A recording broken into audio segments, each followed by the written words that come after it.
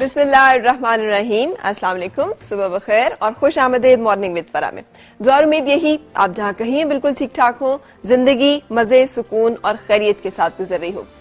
एक रिसर्च जो कि पिछले दिनों रेफरेंसेस में हमने उसका जिक्र किया, लेकिन कभी तफसील से आपके साथ शेयर करने का मौका नहीं मिला। मुकम्मल तफसील के साथ तो अभी भी मैं नहीं बता सकती, लेकिन बहुत तेजी के साथ आपको उसके बारे में बताते हुए डॉक्टर स्टीफन कार्लिमन एक ऐसे शख्स थे जो कि रहे हैं इसराइल में तकरीबन 3 साल। इसराइल एक ऐसा मुल्क है, हम जानते हैं, जो बहुत सारी जगहों पर आलमी फैसलात पर असरअंदाज होता है। आलमी फैसले जो हैं वो उनकी मर्जी के, उनकी मंशा के मुताबिक किए जाते हैं। वो कंट्रोल करते हैं गवर्नमेंट्स को, ना सिर्फ गवर्नमेंट्स को कंट्रोल करते हैं बल्कि ताकतवर तरीन जो इकोनॉमीज है उनको कंट्रोल करने के जरिए से और आलमी मईशत पे छाए होने की वजह से वो पूरी दुनिया की जो सियासत है और पूरी दुनिया की जो बिसात है उसको बड़ी हद तक उस पे जो सबसे कामयाब मोहरे हैं वो यहूदी ही हैं। हम ये भी जानते हैं जितने नोबेल प्राइज आज तक दिए गए, मैंने आपको एक दफा पूरी लिस्ट पढ़ के बताई थी, उनमें से मेजॉरिटी सिर्फ 2 ऐसे हैं जो कि मुसलमानों के हिस्से में आए, बाकी तमाम तर जो हैं वो यहूदियों के हिस्से में हैं। अगर हम कारोबार का देख लें तो जितने बड़े बड़े ब्रांड्स जी जितने हम सुनते हैं जो बड़े एस्टेब्लिश्ड हैं, बहुत ज्यादा कामयाब हैं, वो सब यहूदियों के हैं। तकरीबन 70% कारोबार जो है वो इनके हाथ में है, आलमी मईशत का, पूरी दुनिया का इसका मतलब है। सो ये तमाम चीजें साबित करती हैं कि वो एक कामयाब कौम है, एक कामयाब नस्ल है। ऐसी कुछ उनमें गुण, ऐसे कुछ हुनर, ऐसे कुछ वस्फ जरूर है जिसके बिना पर वो पूरी दुनिया में अपनी ताकत का, अपनी काबिलियत का लोहा मनवाते हैं। डॉक्टर स्टीफन कार्लिमन जब 3 साल के अरसे में वहां पर रहे अपने मुख्तलिफ प्रोजेक्ट्स में, तो उसमें एक उन्होंने ये भी किया, उन्होंने ऑब्जर्व करना शुरू किया कि आखिर वजह क्या है, आखिर ऐसी बात क्या है, क्या ये अल्लाह ताला की तरफ से ही इनको ब्लेस्ड है कि इतने ज़हीन है या इतनी काबिलियत है इनमें कि इनको कोई हरा नहीं सकता, मात नहीं कर सकता जिस मैदान में हम देखें ये छाए हुए हैं, और या फिर इसकी वजह कुछ अवामिल हैं, कुछ ऐसी खास बातें हैं जो कि इनकी तर्ज जिंदगी में, जो इनके तर्ज फिक्र में, जो कि इनके लाइफ स्टाइल में शामिल है, जिसकी वजह से इन लोगों के अंदर वो सलाहियतें पैदा हो जाती हैं। याद रहे कि इसराइल को अगर आप नक्शे पे देखें ना तो आपको बिल्कुल एक पॉइंट लगाना, डॉट लगाना पड़ता है, और डॉट से थोड़ा सा बड़ा वो एरिया है जो कि इसराइल के नक्शा जो है पूरी दुनिया के ऊपर जितना शो होता है। आबादी उसकी तकरीबन 61 लाख आप कह सकते हैं। जो अगर रावलपिंडी इस्लामाबाद में जो लोग रहते हैं तो जितना ये एरिया है दोनों शहरों को अगर आप देखें, इससे बड़ा मुल्क नहीं है और तकरीबन इससे ज्यादा आबादी नहीं है, लेकिन उन लोगों की इतनी, मतलब उनमें से हर बंदा जो है वो एक जाइंट, हर बंदा जो है वो इंतहाई काबिल। सो जो उन्होंने रिसर्च की उसके नतीजे में उन्हें पता चला कि माएँ उन्हीं दिनों से जबकि वो एक्सपेक्ट करती हैं, जिसे हम अर्ली ट्राइमेस्टर ऑफ प्रेगनेंसी कहते हैं, यानी जब अभी बिल्कुल हमल ठहरता ही है, तो वो बाकायदा रियाजी की मशकें, मैथ्स के क्वेश्चंस जो हैं वो सॉल्व करती हैं, और डेफिनेटली उनके हस्बैंड जो है उनके साथ उसमें शामिल होते हैं। वो दोनों मिलकर ये प्रैक्टिस करते हैं, और ये प्रैक्टिस बिल्कुल इस तरह से की जाती है कि जिसमें बोला जाता है कि ये हो तो क्या बनेगा, और ये जिसे हम मेंटल मैथ भी कह सकते हैं, और इस तरह की बहुत सारी और डिवाइस एक्टिविटीज हैं जो कि वो लोग कर रहे होते हैं, क्योंकि उनका मानना ये है कि जो हामिला खातून है उस जो खाती है और जो वो सोचती है, और खासतौर पे जिस तरह के उसके ज़हनी मशागल रहते हैं, उसका डायरेक्ट असर जो है वो बच्चे के ऊपर, यानी नस्ल के ऊपर, जो शख्स, जो इंसान दुनिया में आने वाला है उसकी शख्सियत के ऊपर, उसकी सोच के ऊपर पड़ रहे होते हैं। ना सिर्फ ये बल्कि वो मौसीकी में गहरी दिलचस्पी लेती हैं, वो मौसीकी सुनती हैं, बजाती हैं, गाती हैं। ये बताने की तो जरूरत ही नहीं है कि एक रिलैक्स एनवायरनमेंट में उनको रखा जाता है जहां पर कोई सास के ताने नहीं होते, जहां पे कोई शौहर की बदमिजाजी नहीं होती, बल्कि उनको इस तरह से देखा जाता है कि वो जन्म देने वाली हैं एक ऐसे शख्स को, एक ऐसी इंसान को जो कि दुनिया में कुछ करने की काबिलियत और सलाहियत रखे। उनका फोकस होता है कि एक ज़हीन इंसान को पैदा किया जाए। सिर्फ बच्चे पैदा करना या सिर्फ इसलिए पैदा कर देना कि हम एस्टेब्लिश हो जाएंगे खानदान में, या हमें कोई कुछ कह नहीं सकता फिर, या फिर ये कि एक दफा बच्चा पैदा हो जाए तो फिर ये शौहर जो है ये काबू में आ जाएगा, इन सोचों से बरक्स जो थॉट होता है उसके पीछे वो ये कि एक ज़हीन इंसान पैदा किया जाए। और ये थॉट सिर्फ उस औरत का नहीं होता बल्कि उस पूरे खानदान का मतमय नजर जो है वो यही होता है। सो इसी को जब वो सामने रखते हैं और उनके टारगेट और उनकी सोच बिल्कुल क्लियर होती है, तो खाने पीने के ऊपर भी खास दिलचस्पी और खास तवज्जो दी जाती है। हामला खातून की खुराक जो है वहां पे ज्यादातर बादाम, दूध और कहा जा रहा है कि मछली इसमें शामिल होती है, और ये खजूर, ये तमाम चीजें वो हैं जो कि वो बहुत शौक से अपनी खुराक में लेती हैं। दोपहर के खाने में मछली बहुत शौक से खाती हैं, क्योंकि ये भी उनकी रिसर्च जो है वो साबित करती है कि मछली जो है वो ज़हनी नशोनुमा के लिए बहुत ज्यादा जरूरी है। अच्छा, ये तो वो तमाम चंद अवामिल हैं जो पैदा होने से पहले। जब बच्चा दुनिया में आंख खोलता है तो उनके बच्चे जो है 3 ज़बानें जरूर बोलते हैं, जिसमें एक अरबी है, एक इब्रानी है और एक अंग्रेजी है। हर बच्चा जो है اس کو جو ایکسرسائزز یا جو ان کی گیم یا ایکٹیویٹیز کہہ لیں، یہ ہمارے لیے ہیں، یہ گیم بوائز اور یہ کارٹون نیٹ ورک اور یہ فلان اور ڈھمکان، ان کے بچے یا تو زیادہ تر تیر اندازی کرتے ہیں، شوٹنگ کرتے ہیں، یا دوڑ کی جو مقابلے ہوتے ہیں جس میں جسمانی فزیکل فٹنس جو ہے اس کے اوپر، اور خاص طور پہ تیر اندازی اور شوٹنگ کے بارے میں ان کا یہ کہنا ہے کہ جو لوگ ان ایکٹیویٹیز میں رہتے ہیں ساری زندگی ان کے فیصلے، ان کی ججمنٹ اور ان کے اندر ایک خاص طرح کی طاقت اور ایک خاص طرح کی صلاحیت جو ہے وہ پائی جاتی ہے۔ اچھا، پھر اس کے علاوہ یہ بھی ذہن میں رہے، ہم نے گھروں میں بڑا عام دیکھا ہے نا، اور سگریٹ نوشی پبلک جگہوں پہ حکومت نے منع کر دی ہے،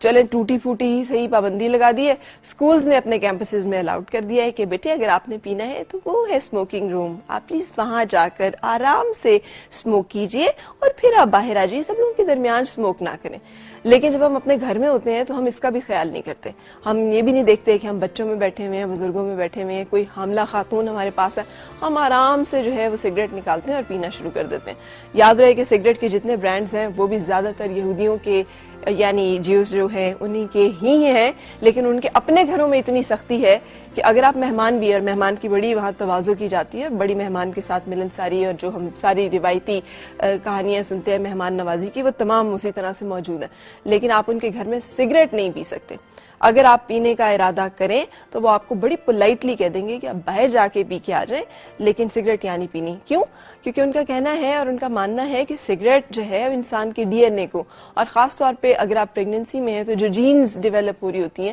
ان کے اوپر ڈائریکٹلی اثر انداز ہوتی ہیں اور اس کو تباہ کرنے میں بڑا اہم کردار جو ہے وہ ادا کرتی ہیں۔ اچھا، اب اس کے بعد جب بچے پڑھنے کی اسٹیج پر آتے ہیں تو کلاس اے جسے ہم کہتے ہیں 6 گریڈ کہہ لیں یا تقریباً 8-10 سال کی عمر کہہ لیں، جس میں ہم ابھی بچوں کو 1+2، 2+4 یہ ساری چیزیں جو ہے وہ پڑھا رہے ہوتے ہیں، یا کانسیپٹس یا کانسیپچل میتھس جو ہے اس کو لے کر چل رہے ہوتے ہیں، وہ کاروباری میتھس پڑھاتے ہیں، جس میں یہ وہ آپ نے دیکھا ہوگا ہمارے بچوں کو بھی بڑی مشکل آتی ہے کہ اگر آپ کسی دکان پہ گئے ہیں اور آپ نے 12 انڈے لیے ہیں اور 12 انڈوں کی قیمت جو ہے 14 روپے تھی اور آپ نے 100 روپے دیے ہیں تو واپس کتنے آئیں گے۔ سو اس طرح کی جو چیزیں ہیں اس میں وہ بڑے کمانڈ ان کو دی جاتی ہے اور وہ سکھایا جاتا ہے باقاعدہ۔ ڈاکٹر اسٹیفن کارلیون نے یہ بھی کہا کہ جب انہوں نے کمپیریزن کیا کیلیفورنیا میں انہی بچوں کا اسی عمر کے بچوں کے ساتھ، تو انہیں پتا چلا کہ کیلیفورنیا کے بچے جو ہیں وہ ذہنی استعداد میں اسرائیل کے بچوں سے تقریباً 6 سال پیچھے تھے۔ آپ اندازہ لگا لیں ہمارے یہاں پر جو ورژن آف اسٹڈی پڑھایا جاتا ہے جس میں کہ یہ بھی نہیں پتا ہوتا کہ جو پڑھایا جا رہا ہے وہ کیوں پڑھایا جا رہا ہے، اس سے کیا ٹارگٹ اچیو کرنا ہے، وہ ٹارگٹ کتنے عرصے میں اچیو ہوگا، اور جو ٹارگٹ اچیو ہوگا اس کے بعد جو آئندہ ان دا لانگ ٹارگٹ ہے اس میں یہ کتنا ہیلپ فل، کتنا امپورٹنٹ اور کتنا اہم ہے، اور یہ کون سی سٹیج ہوگی اس کی۔ ہمارا جو نظام تعلیم ہے وہ ماشاءاللہ باہر سے اچانک کچھ ایکسپرٹس آتے ہیں جو ہمیں بتاتے ہیں یہ چند چیزیں نکال دیں، یہ چند چیزیں ڈال لیں، اس لیے کہ یہ چند چیزیں پڑھ کے جو ہے نا وہ ہمارے مفاد پہ ذرا زد پڑتی ہے، وہ اس لحاظ سے اپنے بچوں کو لے کر چلتے ہیں۔ پھر اس کے بعد جب بچے یونیورسٹی لیول پہ آتے ہیں، ہائی اسکول میں ہمارے یہاں نا آرٹس پڑھنا،